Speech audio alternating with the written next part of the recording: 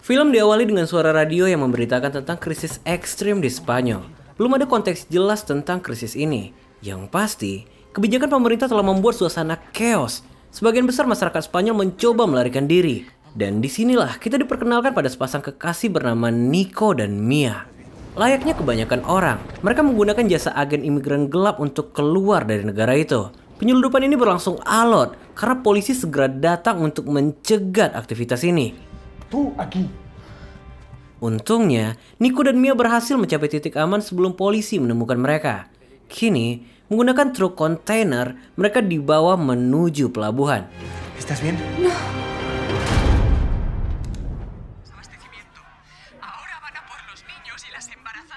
Di momen ini kita mendapat clue tambahan dari berita yang terputar. Ternyata, Eropa tengah mengalami krisis air dan makanan. Menanggapi ini, pemerintah Spanyol membuat kebijakan pengorbanan. Golongan lemah seperti orang-orang tua dibunuh. Ini berguna agar golongan produktif tetap bisa bertahan. Setelah lansia, pemerintah kini juga menyasar anak-anak dan wanita hamil. Intinya, golongan lemah harus bersedia dikorbankan selama krisis berlangsung. Tampoco lo sabes. Mia sebenarnya skeptis akan rencana pelarian ini, mengingat seluruh kota kini telah dijaga oleh rezim diktator. Syah, di timeline film ini, Spanyol telah dipimpin oleh otoriter. Nico tentu nggak ingin merelakan istrinya yang tengah hamil tua. Dia terus meyakinkan, begitu mereka berhasil menyeberang ke Irlandia, mereka akan terbebas, karena Irlandia sangat menentang kebijakan ini. Hay que reservarlo. Namun, suasana seketika berubah karena truk tiba-tiba berhenti. Ternyata, agen menaikkan seonggok imigran lainnya. Kehektikan yang gak terbendung membuat Nico tertarik jatuh keluar truk. Ini membuat Mia terpisah dengan suaminya, karena Nico dipindahkan ke truk berikutnya. Mi amor, ¿estás bien? Kehilangan suami di situasi ini tentu adalah mimpi buruk. Ketakutan dan kecemasan menjadi gambaran keadaan. Ini diperburuk lagi saat Mia melihat pemberontakan yang terjadi di sepanjang jalan. Melalui panggilan telepon itu, Nico mengingatkan satu hal krusial. Mia diminta untuk nggak percaya pada siapapun dalam situasi ini.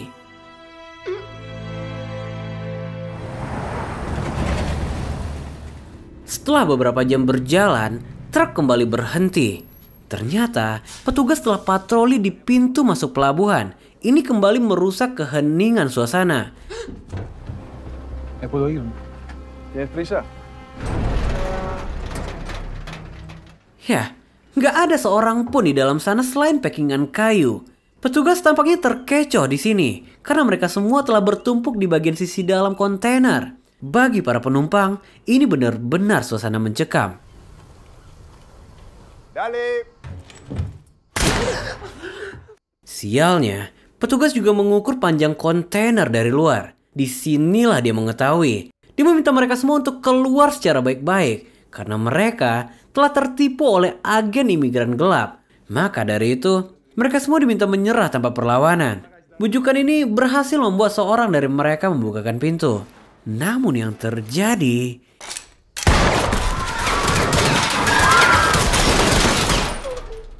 Di momen ini, Mia telah berada di atas packingan kayu. Entah insting apa, dia berhasil menghindari tembakan yang menewaskan semua orang di sana. Sementara Mia tetap berada di atas sana tanpa dicurigai sedikit pun.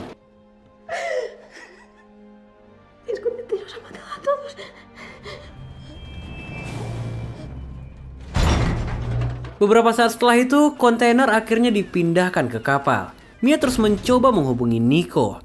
Tapi sampai sejauh ini, Nico nggak lagi menjawab pesannya. Beruntungnya, kontainernya kini telah berada di kapal. Hal tersulit telah selesai. Kini dia hanya perlu menunggu kabar suaminya dan bertemu di Irlandia.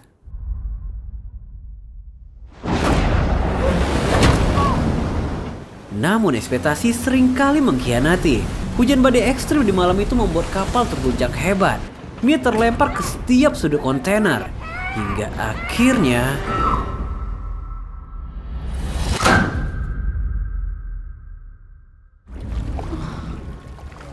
Saat sadarkan diri, Mia telah mengambang di lautan lepas. Handphonenya pun kini nggak lagi berfungsi. Bayangin, terperangkap di dalam kontainer terkunci tanpa kesiapan apapun. Kini, Mia berjalan memutari kontainer. Satu persatu dari packing kayu itu dia buka. Dia menemukan Tupperware pada packing yang pertama. Kemudian setumpuk baju pada packing yang kedua. Diikuti oleh LED TV. Dan yang terakhir headset yang sering kalian lihat di konter-konter pulsa. Selain itu, Mia juga menemukan pisau, minuman beralkohol dan solasi bekas penumpang yang dieksekusi. Solasi ini cukup berguna untuk menutup celah bekas tembakan pistol. Yang dimana lubang ini telah membuat air membanjiri kontainernya. Tapi baru juga tenang beberapa saat, Mia segera mendengar teriakan hebat dari kontainer di sebelahnya. Yang dimana kita tahu itu adalah kontainer yang Nico naiki. Intens meningkat drastis di sini. Dengan begitu histeris, Mia menyaksikan semua ini tanpa bisa berbuat apapun. Hingga malam harinya, Mia terus mencoba menghubungi Nico. Ratusan panggilan tapi tanpa satupun jawaban. Tentu Mia nggak bisa menerima semua ini.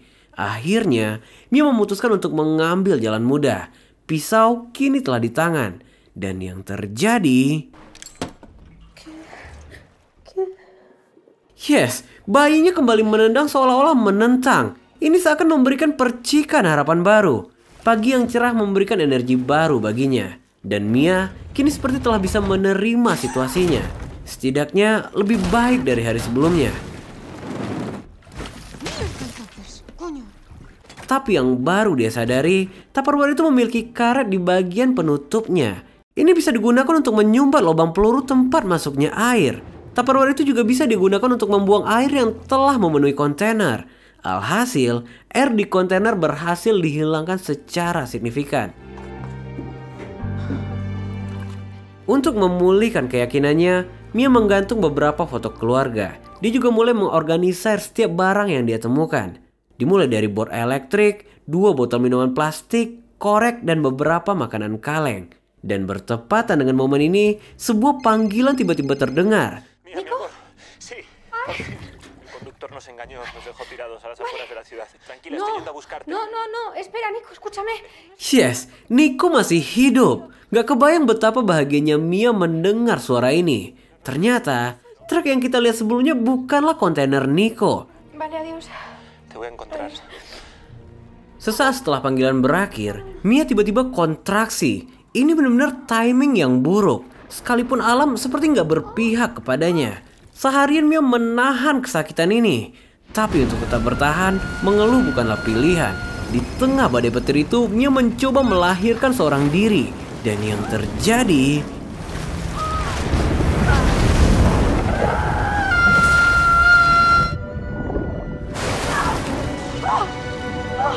Yes, Mia berhasil melahirkan bayinya. Namun, bayi itu nggak menangis. Awalnya, dengan sedikit bantuan, siapa sangka bayi itu bisa diselamatkan. Yang artinya, Mia kini nggak lagi sendirian di dalam kontainer itu.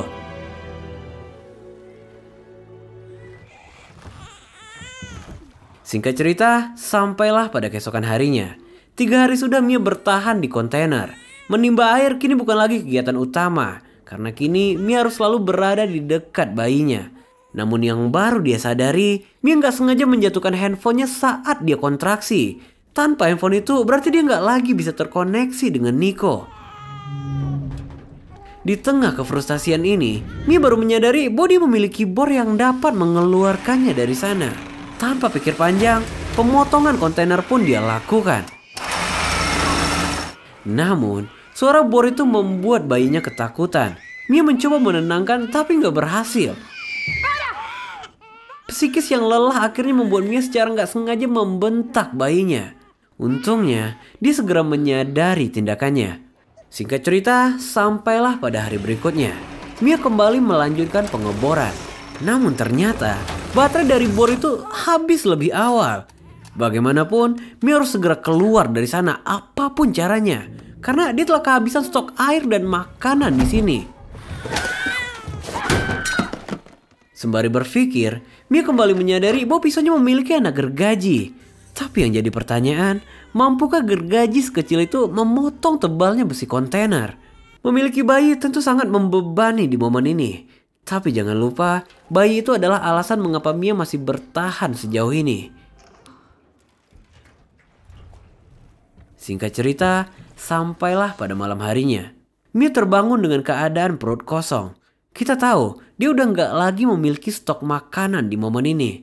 Namun siapa sangka Mia memutuskan untuk memakan plasentanya. Ya, ini adalah dagingnya sendiri, daging bekas lahirannya. Di sini Mia sempat ketakutan karena mendengar suara misterius, yang dimana itu adalah suara paus biru, yang pada dasarnya blue whales nggak berbahaya untuk manusia.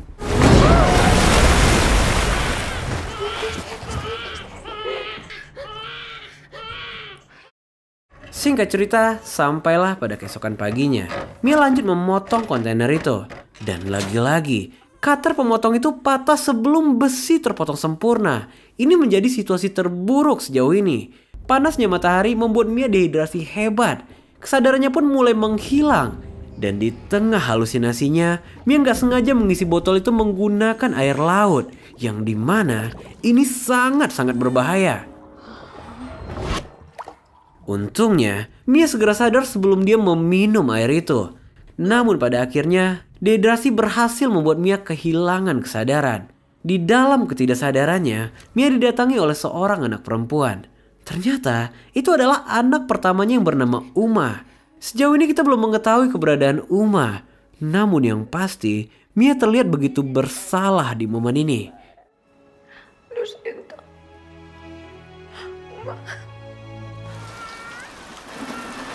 Seakan Tuhan melihat penderitaan ini, hujan pun diturunkan. Ini mengembalikan kesadaran Mia. Tupperware yang tadinya dia kutuk, kini menjadi penyelamat utama. Dan inspirasi pun datang saat Mia mencoba membuka kaleng makanannya. Sekilas, ini terlihat sama persis seperti kontainer yang tengah dia kerjakan. Berangkat dari ide ini, Mia segera mengambil tali sabuk dan mencoba mengaitkannya di antara besi yang telah terpotong.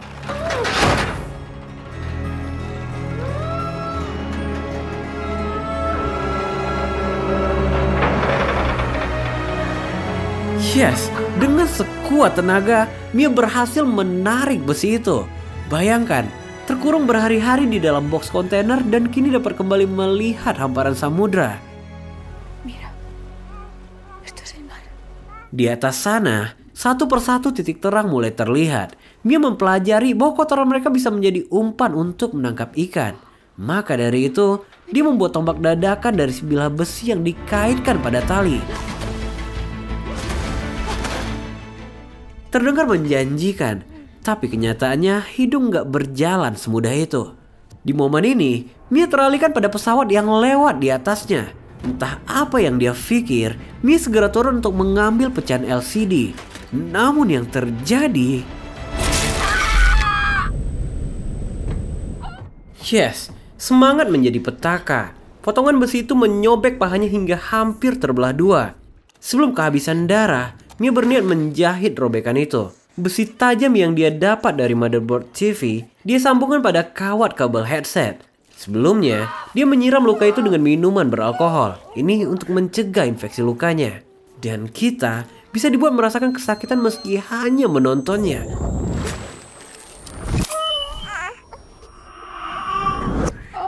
Siapa sangka, semua kesakitan telah merubah Mia menjadi wanita yang sangat-sangat kuat. Kumpulan kabel headset kini dia modifikasi menjadi perangkap berbentuk jaring. Dengan ini, Mia dengan mudah dapat menangkap ikan.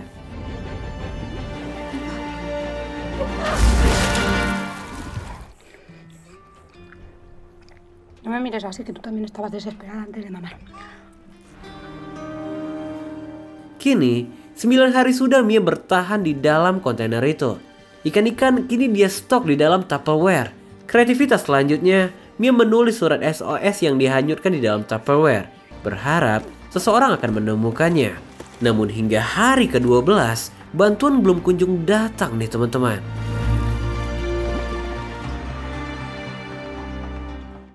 Untuk tetap menjaga kesehatan mentalnya, Mia mulai bercerita. Bayinya dia beri nama dengan sebutan Noah, nama yang sempat disarankan oleh Nico saat pelarian mereka. Ternyata, Mia dulunya adalah seorang guru. Sedangkan suaminya adalah seorang pemilik toko. Noah juga memiliki seorang kakak bernama Uma. Kalau pemerintah mengincar anak-anak, mereka menyembunyikan Uma di suatu tempat yang sangat kecil. Tapi anak-anak gak bisa dikurung dalam waktu lama. Uma terus memaksa keluar.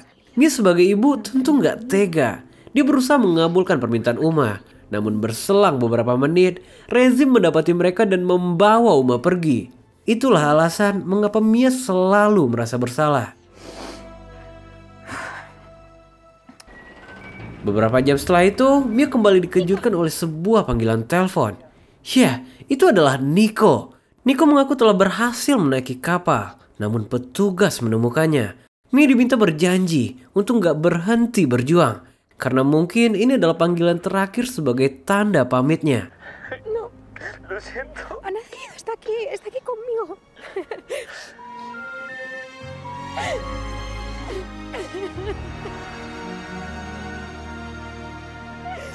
Hari-hari pun berlalu. 23 hari sudah Mia kini berada di kontainer. Air yang masuk kini nggak lagi bisa dia bendung. Kini Mia harus merelakan kontainer itu. Rakit pun kini disiapkan. Yang membuat Mia kaget, seekor burung camar mencuri bekal mereka. Ini hal yang baik, karena kehadiran burung itu menandakan bahwa mereka telah berada dekat dengan bibir pantai. Dan beberapa jam pun berlalu. Kini persiapan telah selesai. Namun sesaat sebelum meninggalkan kontainer, Mia menyadari bahwa dia meninggalkan coklat pemberian suaminya. Tapi bagi Mia, coklat ini lebih penting dari sekedar makanan. Dia turun dan mencoba meraih coklat itu. Namun sialnya, tekanan yang masif membuat kontainer itu seketika dipenuhi air. Ini diperburuk lagi saat Mia nggak sengaja menginjak tali yang membuat kakinya terikat.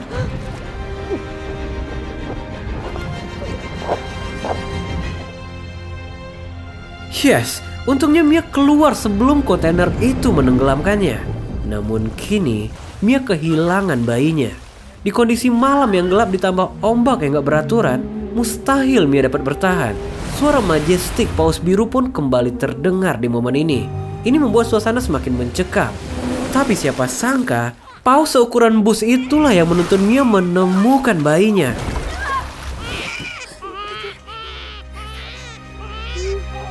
Dan kini, Mia hanya dapat bertengger di rakitnya sebelum seseorang menemukan mereka. Namun hingga siang datang, gak seorang pun yang datang melewati mereka. Kondisi Mia di sini benar-benar udah lemah. Bayangin, terendam berjam-jam dengan suhu air yang sangat dingin.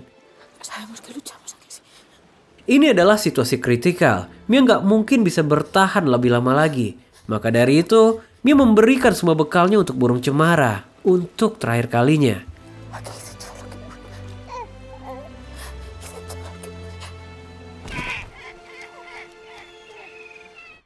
Dan berselang beberapa saat, kita melihat sekeluarga orang Irlandia yang tengah bermain di lautan yang sama. Rombongan burung cemara berhasil mengalihkan perhatian mereka. Dengan begitu penasaran, mereka segera mendekati burung-burung itu.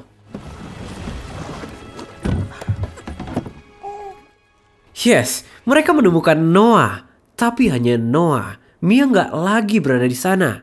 Tali yang terus menarik kayak itu akhirnya memberikan petunjuk. Mereka menariknya. Ternyata itu adalah Mia yang telah tenggelam tak bernyawa. Wanita asing itu segera memberikan CPR sebagai pertolongan pertama. Tapi semua sia-sia. Mia nggak lagi memberikan tanda-tanda kehidupan. Intuisi yang kuat membuat wanita itu nggak menyerah. Namun hasilnya... Yes, hasilnya nggak sia-sia. Mia kembali sadarkan diri. Gak ada hal pertama selain bayinya yang dia ingat. Keluarga asing itu segera menghubungi pemerintah setempat. Dengan kata lain, Mia kini telah sampai di tujuannya, yaitu Irlandia. Dan film pun selesai.